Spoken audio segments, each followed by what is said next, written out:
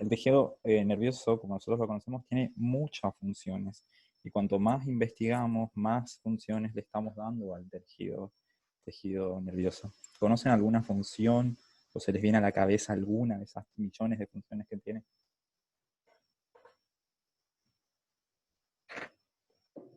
Como comunicación. Perfecto. El tejido nervioso es uno de los tejidos que se encarga de comunicar todos los órganos, junto con el sistema cardiovascular y con el sistema endocrino, se encarga de comunicar a todos los órganos. ¿Alguna otra función? Me trajeron chipas, estoy comiendo por eso. No sé si se escuchan los ruidos. Señales. ¿Cómo? Perdón, ¿no escuché? Lo de señales, tipo de decirle qué cosa hacer el cuerpo. Exactamente, esa es una de las funciones más importantes.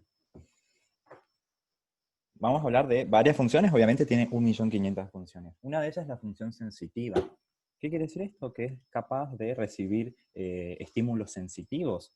Todo lo que nos rodea, nosotros lo podemos captar a través de los sentidos. ¿Qué sentidos ustedes conocen que los aprendemos desde que somos chiquitos?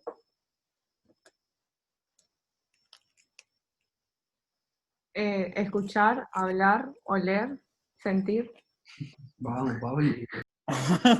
Perfecto. Esos son algunos sentidos que tenemos nosotros. Todo eso lo va a procesar nuestro sistema nervioso y nos va a permitir poder captar estos estímulos.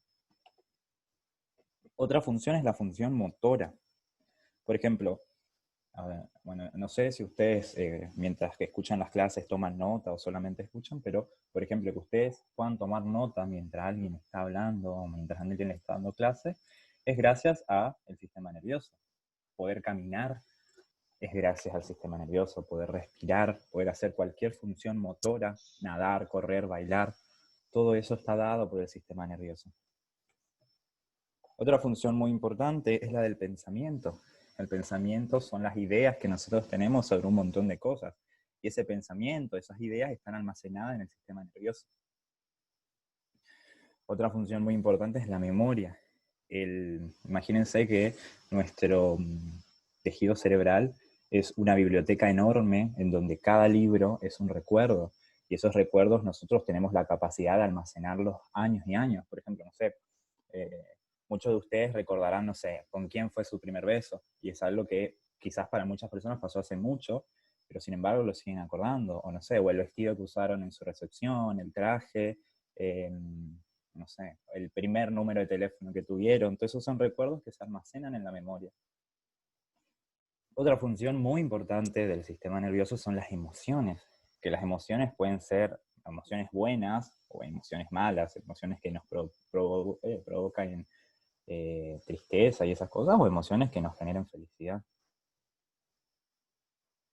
Y otra función importante también del tejido cerebral va a ser la de regulación. ¿Qué creen ustedes que regula el sistema nervioso?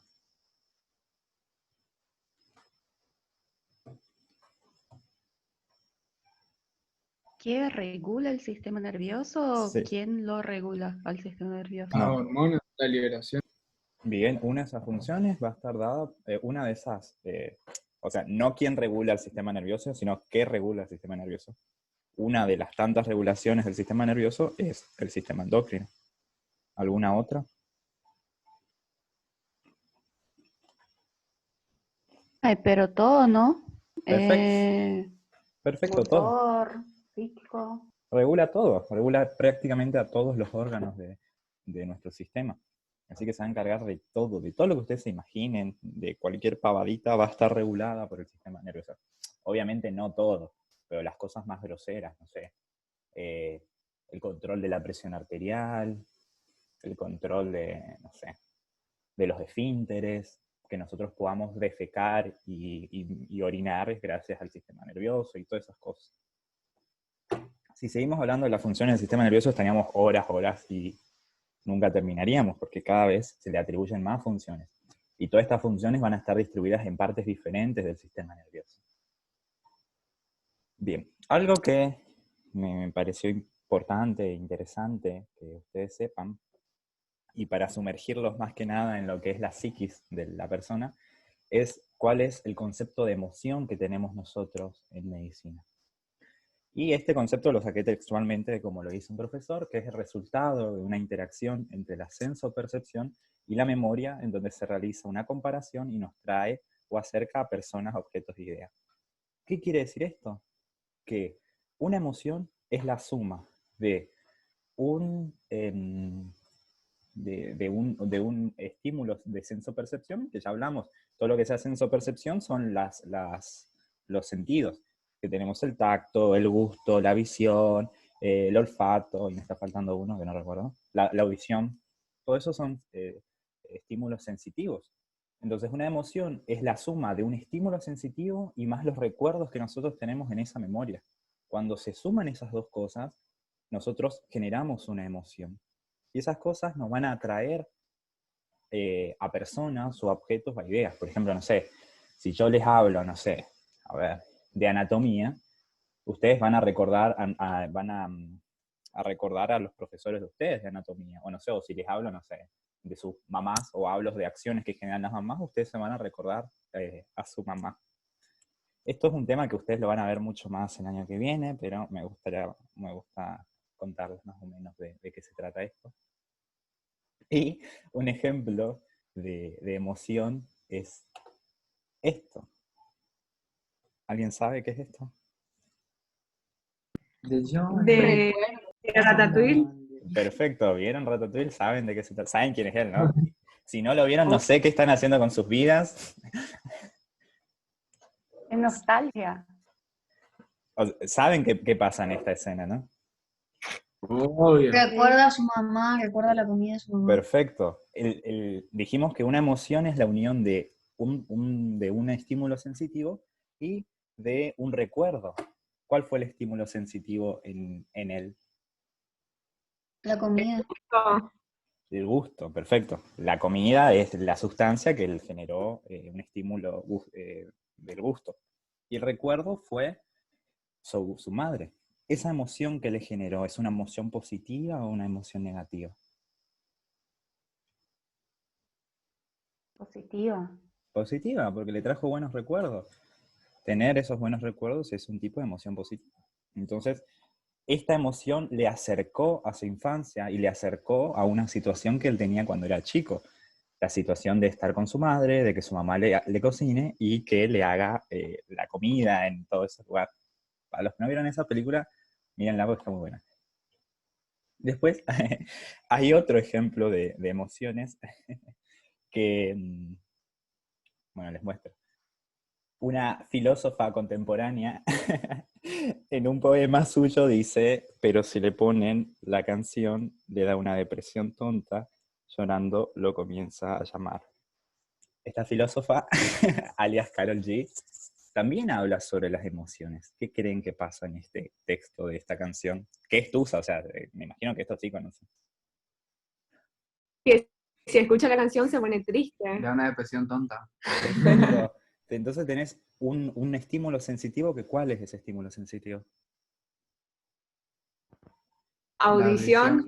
Perfecto, es lo auditivo. Karol G escucha una canción, el estímulo es sensitivo y le trae un recuerdo. ¿Cuál es ese recuerdo? El Alex. ex. El ex, perfecto. Le trae ese recuerdo que es el ex. ¿Y esto sería una emoción negativa o una emoción positiva? Negativísimo. Negativa. Depende del ex. No, bueno, en realidad sí, depende. Creemos que es buena porque ella está llorando por algo que pasó y parece que le genera tristeza no poder estar en ese pasado, por eso lo llama. Y vamos a ver, esto es un texto, a mí me gusta ponerlo así, dice que llorando, que es la emoción que le genera a ella, lo comienza a llamar. Y recuerden esto, las emociones a nosotros nos impulsan, nos hacen hacer cosas diferentes. No sé, ustedes, por ejemplo, creería que les motiva a estudiar medicina y esa emoción que les genera les está impulsando a seguir estudiando. Que estén hoy acá escuchando a un tipo a las 8 de la noche es que tienen emoción. Y recuerden, nunca hagan lo que hizo Karol G de llamar a su ex. Bien, eso es un pequeño pedacito de lo que es la memoria, la emoción. Obviamente tiene más cosas, más rasgos. Un datito de color. ¿Sabían que nosotros podemos expresar las emociones? ¿Cómo podemos expresar las emociones? Llorando, riendo, ¿Y esos qué son? sentimientos. Sentimientos y emociones son cosas diferentes. Nosotros podemos En expresarlas medio de por medio de... contracciones musculares en la cara. Sí, exactamente. Según las expresiones faciales, nosotros podemos expresar diferentes tipos de emociones. Y hay emociones que nosotros no las podemos opacar, que una vez que las sentimos, nuestra cara no la puede disimular y no las puede no demostrar. ¿Saben qué emociones son esas? Tristeza, decepción. Bien. Son seis emociones que son las emociones que nosotros no la podemos caretear. Una vez que las que tengamos, nuestra cara va a reflejar cómo nosotros nos sentimos. Y esas son las tristezas. Cuando estamos tristes, no la podemos pilotear, estamos tristes y listo. El asombro, cuando algo nos sorprende, vamos a hacer una cara de asombro, obviamente. La alegría, ese es otro, que cuando estamos felices no podemos opacar esa alegría. El asco, cuando algo nos genere asco, tampoco podemos pilotearla. La ira, la bronca, el enojo, es otra sensación que no podemos opacarla. Y el miedo. Si se ponen a pensar, muchas de esas cosas son similares a los personajes de Intensamente. Espero que hayan visto Intensamente, porque si no lo vieron, Obvio. no sé qué están haciendo con sus vidas, replantéense. Pero Intensamente es una película que trata de explicar cómo son las emociones. Y muchas de esas emociones, es verdad, nuestro organismo funciona así, nosotros no podemos pilotear esas cosas que sentimos. Bien, volvamos a lo que nos importa hoy, que es todo lo del sistema nervioso. Nosotros al sistema nervioso lo podemos dividir de muchas formas. La principal forma que la vamos a dividir va a ser según su ubicación. Podemos hablar de sistema nervioso central y sistema nervioso periférico. El sistema nervioso central se abrevia SNC y el periférico SNP.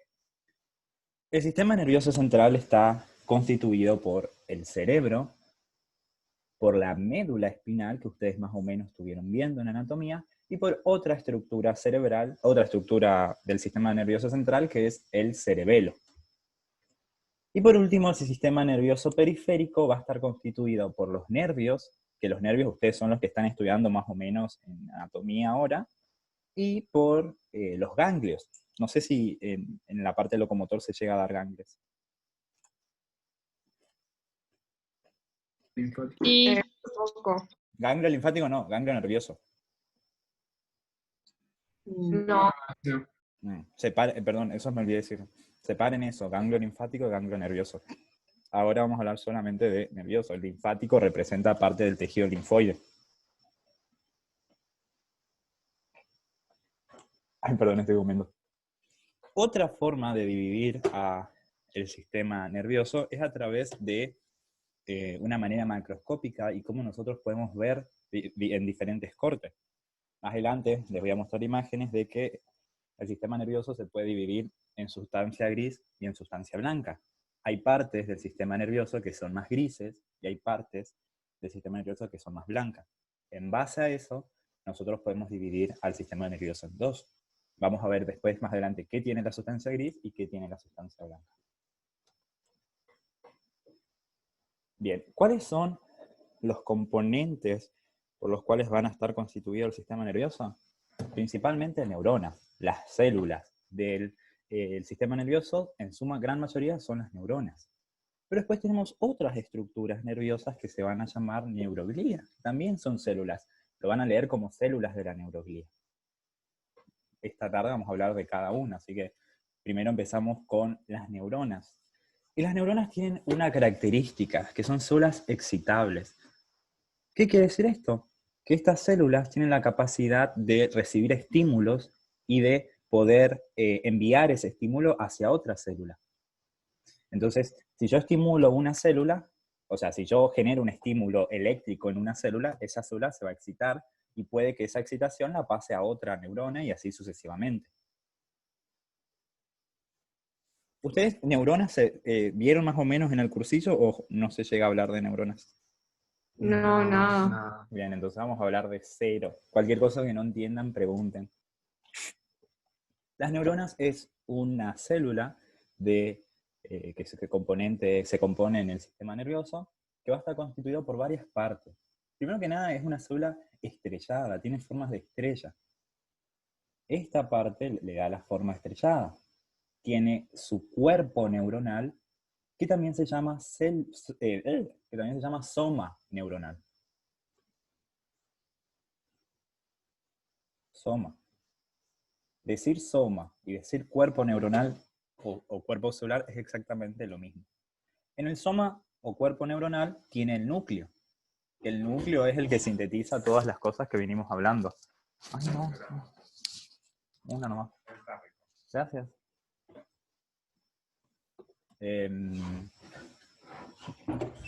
El núcleo, perdón, el soma celular tiene el núcleo, y el soma celular es la parte de la neurona que va a encargarse de producir diferentes tipos de sustancias. Este soma celular tiene pequeñas prolongaciones que se van haciendo cada vez más chiquitas y se van arbolizando, serían. Vieron que un árbol tiene el tronquito y después va teniendo las ramas que se van haciendo más chiquitas, y esa rama sale otra, y de esa rama otra, y cada vez se va volviendo más chiquito. Bueno, a las neuronas le pasan exactamente lo mismo. Se va arborizando y va generando estas estructuras que conocemos como dendritas. Las dendritas son las pequeñas prolongaciones que tiene el soma celular. Mientras tanto, van a tener una única prolongación larga y que no se va achicando, sino que mantiene su diámetro. Esta prolongación única, que no se achica, que mantiene su diámetro, se llama axón. El axón es una estructura que va a variar dependiendo en qué neuronas nos ubiquemos. Pueden ser más larga o más corta. ¿Cuánto creen ustedes que es el diámetro de un axón más largo? ¿Hasta cuándo creen ustedes que puede llegar a medir?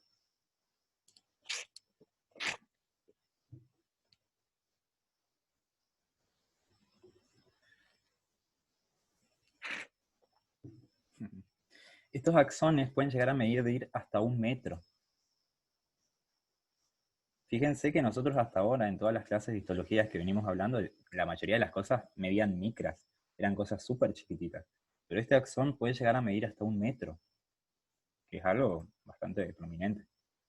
Cuando finaliza el axón, hay veces que empieza a generar pequeñas prolongaciones, y esas prolongaciones se conocen como terminal del axón o terminal axonómico.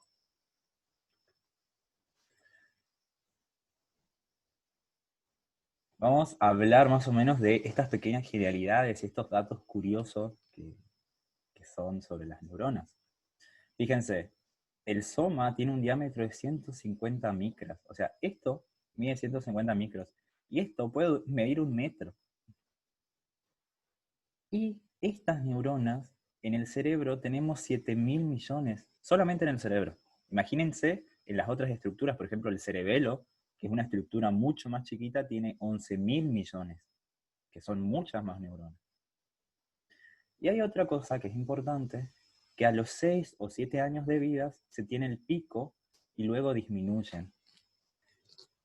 ¿Qué quiere decir esto? Que a los 6 o a los 7 años nosotros tenemos el mayor número de células neurológicas, o sea, de neuronas, y después ese número empieza a disminuir. ¿Ustedes qué creen? ¿Que es bueno? ¿Que es malo? Porque es importante saber que a los 6, 7 años empiezan a disminuir. ¿Qué opinan? A cuidarlas y no quemarlas. Bien, perfecto. Es algo fisiológico igual. Que las neuronas se mueran es algo fisiológico. ¿Y por qué ustedes creen que esta edad, a los 6, 7 años, es tan importante? ¿Vieron que siempre dicen que si ustedes quieren aprender un idioma, es mejor que lo aprendan de chiquito? O si quieren aprender a tocar un instrumento, o si quieren aprender cualquier cosa de la vida, es mejor a esta edad. Y muchas de las teorías dicen que es mejor a esta edad porque tenemos el mayor número neuronal. Pero fíjense qué pasa después de los 6 y 7 años. Va a aumentar el número de sinapsis. ¿Saben lo que es la sinapsis? Es la transmisión de los impulsos nerviosos. Más o menos, sí, algo así. Sería como la comunicación que realizan las células, las neuronas. ¿El resto sabe más o menos qué es la sinapsis? No. La sinapsis es cuando No. tenemos una neurona que se comunica con otra neurona. Esa comunicación está dada por un proceso que se llama sinapsis. Que estas neuronas se puedan comunicar es gracias a la sinapsis. Pero van a ver que no solo las neuronas se pueden comunicar entre ellas, sino que esta misma neurona se puede comunicar con una célula del tejido muscular, con el mismo proceso que es la sinapsis. Bien. Y dice que, ¿ustedes qué creen? ¿Que es mejor o peor que aumente el número de sinapsis? Mejor. Perfecto, es mejor. Entonces, miren, si nosotros tenemos, a los 6-7 años, tenemos aproximadamente 7.000 millones de neuronas. Todas apretaditas entre sí. Imagínense, esta neurona solamente se puede comunicar con esta, de tan apretadas que están. Esta solamente se puede comunicar con esta, y esta solamente con esta.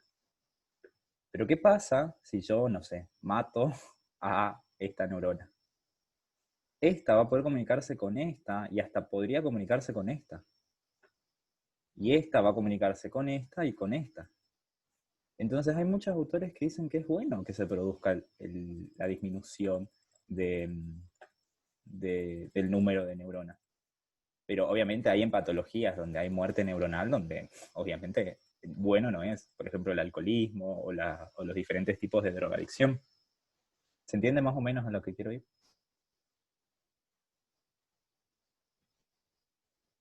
Sí. Sí. ¿El resto? Yo tengo una pregunta. Sí. ¿Cómo entra un metro tipo en el cerebro? ¿Se está empaquetando Ahora vamos como a los ver eso. cromosomas? Ahora vamos a ver eso. Acordate que es solo esto, el axón. ¿Viste los nervios que vos estudiás en anatomía? Sí. Esos nervios están compuestos por axones. Y, por ejemplo, no sé, yo tengo mi personita y no sé, a ver, díganme algún nervio. No me acuerdo. Femoral. El ciático. Bueno, el ciático. Miren, el ciático tiene todo su recorrido y va dando sus prolongaciones, todo y llega hasta el final. Esto está compuesto por axones, por un montón de axones, de un montón de neuronas. ¿Se entiende?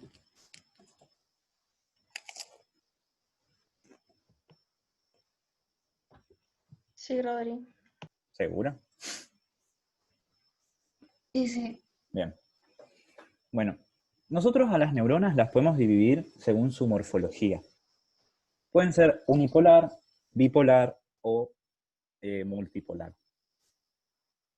Las que son multipolar son las que van a tener varias prolongaciones. Miren, tiene todas estas dendritas y un axón. Es multipolar porque tiene muchos polos. Después tenemos a las neuronas que son bipolares, y que estas bipolares solamente van a tener dos polos, uno apical y otro basal.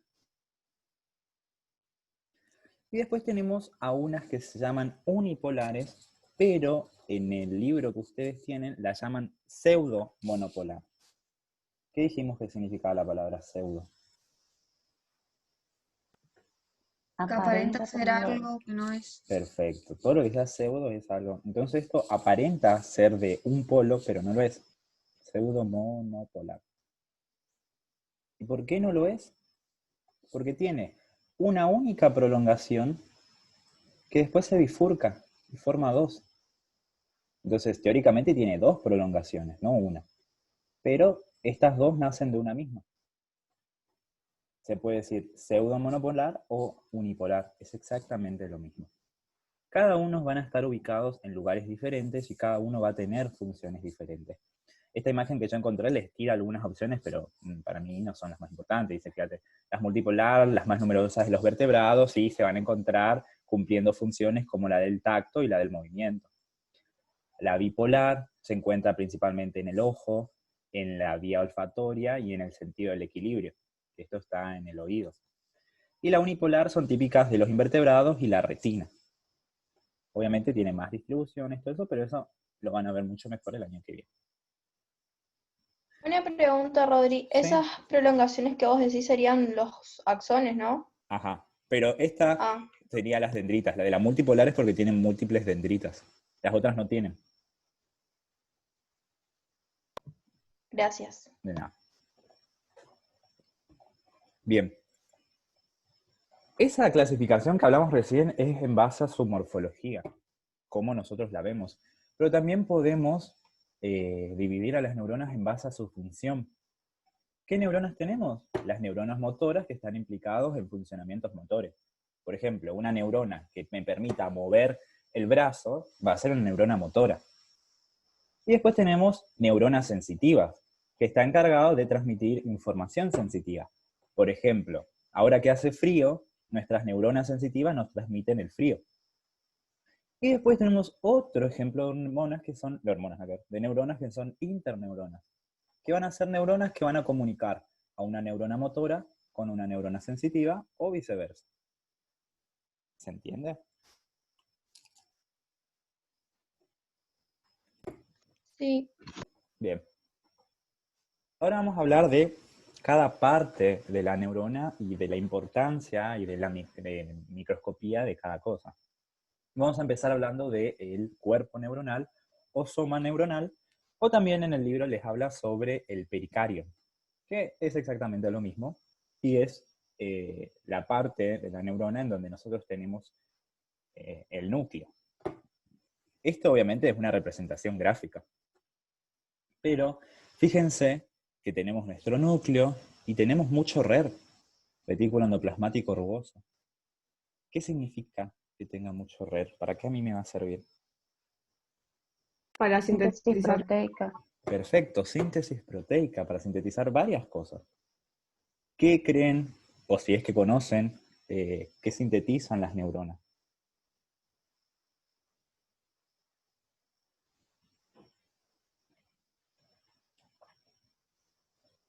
Las neuronas van a... Neurotransmisores. Perfecto, perfecto. Lo que principalmente van a sintetizar van a ser neurotransmisores.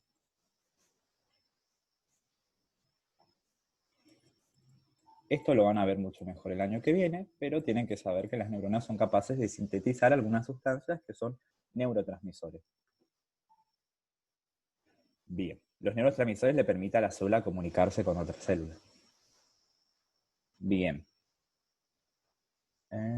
Bueno, tenemos que tiene forma de estrella, el soma neuronal, tiene un núcleo grande, con mucho RER, y tiene bastantes aparatos de Golgi, bastante ¿cómo se llama? Sí, como que bastante maduros, por así decirlo. Esto es visto desde un microscopio electrónico. ¿Qué podemos ver desde acá? Podemos ver la forma de la estrellita que tiene la neurona, vemos el núcleo, que es un núcleo grande, y ven que tiene todo tipo de cositas más violetas. Esas cositas que son más violetas se llaman sustancia de Nissl, que son pequeñas vesículas que tiene contenido sintetizado por el RER. Muchas veces también se puede visualizar un poco del RER y también pertenece a la sustancia de Nissl. Y bueno, acá vemos sus prolongaciones, algunas de las tantas. Bien. ¿Es la misma sustancia de Nissl que corpúsculos de Nissl? Sí, es exactamente lo mismo. Una pregunta, Rodri. Entonces, ¿los neurotransmisores, digamos, serían como proteínas o qué? No son proteínas, eso lo van a ver mejor el año que viene, pero son o aminoácidos o pueden ser derivados de aminoácidos. No llegan a ser proteínas porque no son estructuras tan complejas. No sé, bueno, no sé si te acordabas, pero en bioquímica nosotros hablamos que las proteínas llegan a ser mayores a 50 aminoácidos. Los aminoácidos son más pequeños, los neurotransmisores son más pequeños, entonces no llegan a ser una proteína como tal, pero sí derivan de los aminoácidos. Igual no te preocupes, eso lo ves mejor el año que viene, los diferentes tipos de neurotransmisores. Dale, gracias. De nada. Bien. Miren esta tinción. ¿Se acuerdan que hablamos algo de esta tinción? ¿Recuerdan cuál era? En la primera clase que tuvieron conmigo. ¿La de Sudán puede ser? No, Sudán no es, porque Sudán, ¿qué tenía? La que tiene hierro o algo así. Perfecto, perfecto. Daimatoxina. No. Es la que tiene, no hierro, sino plata. Es la tinción argénica. ¿Se acuerdan? Más o menos. ¿Se acuerdan Sí. que en la primera clase dijimos que había diferentes tipos de tinciones y que la tinción argénica era la que a mí me permitía teñir el sistema nervioso central, o sea, todo el tejido nervioso? Bueno, esta tinción es la tinción argénica. En esta tinción que yo puedo ver el cuerpo neuronal y aparte puedo ver otras estructuras que son las neurofibrillas. ¿Qué son neurofilamentos? Son los filamentos, parte del citoesqueleto de la célula. Cosa que, ¿ven que es un poquito más oscuro en estas partes? Bueno, cosa que la plata se deposita en estos lugares y genera tensiones más oscuras. Acá vamos a ver otra, acá se ve más, acá.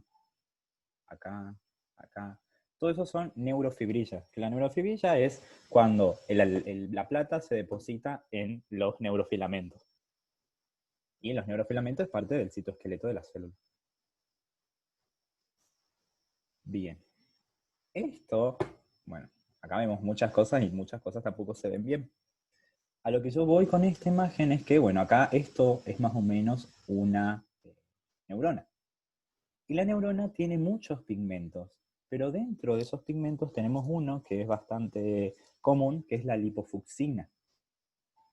La lipofucsina es un pigmento que es de origen lipídico y que tiene este color medio pardo, parduzco. ¿Cuál es el color pardo? La verdad ni idea, pero todos los libros dicen color pardo, así que ¿por qué yo no voy a usar esa palabra? Pero tiene ese color. Las neuronas tienen tienen muchos otros tipos de pigmentos. Y hay otro pigmento muy conocido, que ustedes quizás lo conozcan, que se llama melanina. ¿Recuerdan o alguien sabe dónde está la melanina, principalmente aparte del sistema nervioso? ¿En la piel? Perfecto. La melanina es la que le da el color marrón a la piel. La gente que es más morocha, más melanina tiene. La gente que es más blanca, menos melanina tiene. Entonces, ¿qué carajo hace la melanina en el sistema nervioso central? Si la piel y las neuronas nada tienen que ver. Bueno, en su origen embriológico, la piel y las neuronas van a derivar de la misma célula. Por ende, van a tener cosas similares y una de ellas es la melanina. ¿Y qué creen ustedes? ¿Por qué es importante que ustedes sepan que puede haber melanina en el sistema nervioso? Perdón, Rodri, queda menos de un minuto. Bien, ¿salen y vuelven a entrar?